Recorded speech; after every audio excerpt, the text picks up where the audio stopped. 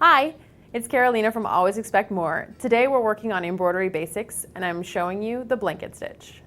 Start by coming up on your line. You bring your needle down a stitch length away from your line. Pull, but don't pull tight. Bring your needle back up just below your line and hook into your thread.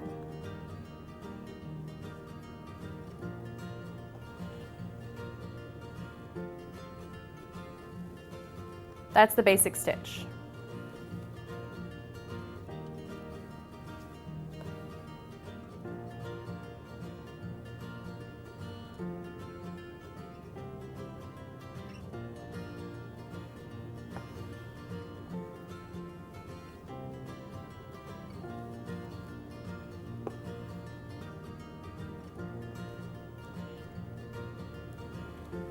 The blanket stitch is a great stitch for edges, borders, or hand applique.